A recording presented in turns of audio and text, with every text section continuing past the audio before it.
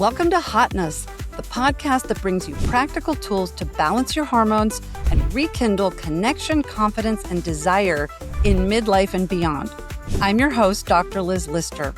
Hotness is a safe space for honest conversations about menopause, sex, identity, love, loss, reinvention, and desire, because you can embrace your hotness at every age.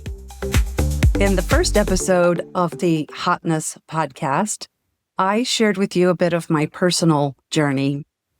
And now I want to share with you more of my professional story and background. It really has also been a process of listening, refining, and coming back to what matters most. When I was in medical school at the University of California at Irvine, I had the opportunity to rotate through different specialties. I did not know right away that I was going to go into OB-GYN. It turned out that one particular moment really stood out on my OB-GYN rotation. I followed the senior resident into a patient room, so I was just standing like the wallflower I was supposed to be. And what I listened and heard was her helping this patient feel better. This was a patient, a woman in menopause, just so happened. And the doctor helped this woman feel better, mostly by listening. The conversation, talking with her and listening to what she had to say, probably also some hormone replenishment to help her feel better. But I really could see the difference that it made, the therapeutic nature of just the conversation. And I really was inspired by that. She validated what this woman was experiencing and helped her understand what was happening in her body. And that was what I realized. I remember thinking, this really matters. I went through my other rotations and I realized that I also enjoyed doing surgery. I also enjoyed taking care of mostly healthy women. There was my choice. OB-GYN felt like a really wonderful combination of all of these aspects of medicine that I enjoyed. After my residency, I did the full scope of OB-GYN, including delivering babies for many years, thousands of babies. And all that time, there was nothing like the moment of birth. It was always amazing, inspiring, magical, emotional, and everything else was difficult. Being woken in the middle of the night because of a phone call of a pregnant woman who wanted to know if she could take Tylenol or wanted to know if she could take a certain cough syrup or some kind of question like that, which that's fine. She needed to ask the question, but that was it for my night of sleep. Also, prenatal visits every time, saying the same things over and over again. It wasn't what I enjoyed the most about what I was doing. Over time, I started to really be able to see the things that I did and didn't enjoy about this line of work, and also which things did and did not align with how I wanted to live and be able to be there for my kids and for my family. So I started narrowing down my focus. After I had my children, I went back to work part-time after my first son, and I noticed something very important and very interesting. I did so much to help women avoid having hysterectomies. I did minimally invasive procedures. We did hormonal interventions, all kinds of ways to help her avoid having a hysterectomy. And what that resulted in is that I was doing very few of them throughout the year. I personally feel very strongly that if you're going to have a surgery, you need a surgeon who does that surgery very often. Now, I'm very fortunate. I never had any complications with any of my patients, but I decided I did not want to keep pushing my luck. And more importantly, I wanted to continue aligning the way I was practicing with my values and how I wanted to spend my time. So I stopped doing major surgeries. First, I stopped delivering babies. Then I stopped doing the major surgeries. and I continued the office-based GYN practice and a few minor outpatient procedures. That also started to get challenging because the procedure could be something that takes 5 minutes, but I could be pulled away from my office for 1 or 2 hours.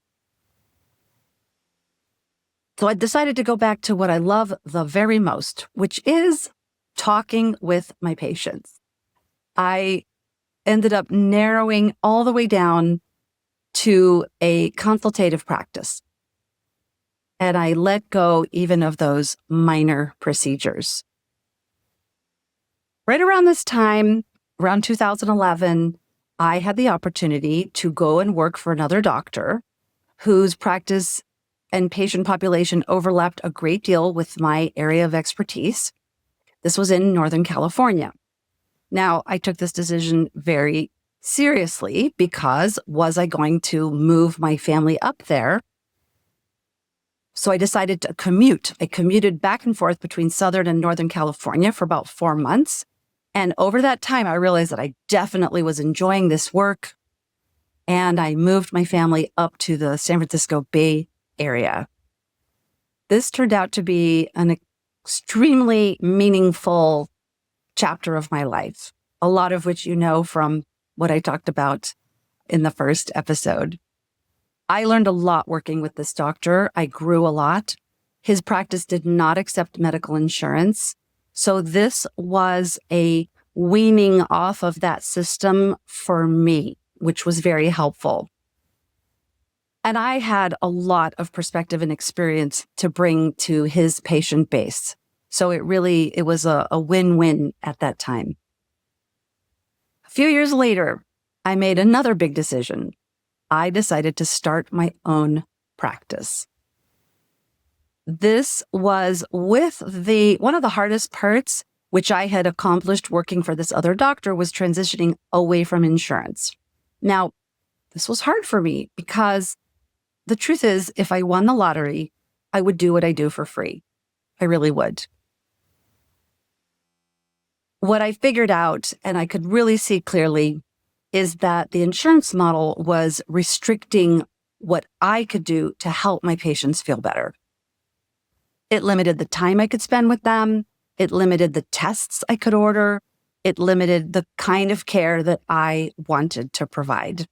And the time really was the most important feature. So I stepped out on my own without insurance, and it was really a beautiful shift. I had the time, I had the freedom, had the ability to actually listen and partner with women and work with them to help them solve what was happening and feel better.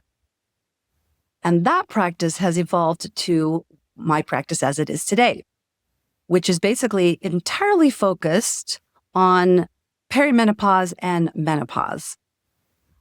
That's where I see the biggest need and where my own experience going into menopause at age 43 and really having a lot of experience with all the different kinds of hormone treatments during that time really give me a huge opportunity to help women live their very best lives and feel their best so they can go do their best.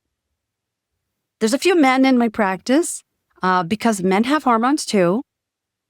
In fact, they often come in because a woman in their life who cares about them says, trust me, just go see Dr. Liz. And it's very rewarding to help the men because hormonally, they are a little more straightforward than we are. And it can be very gratifying to help them feel better. It can often be pretty quick. So that's nice. But still, more than 90% of my patients are women. Women in their 20s all the way up into their 70s and 80s.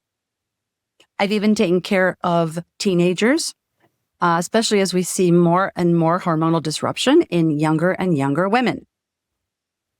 At every stage, it comes back to the same thing. We want to feel good. We want to feel like ourselves so that we can go out and live our best lives at every age.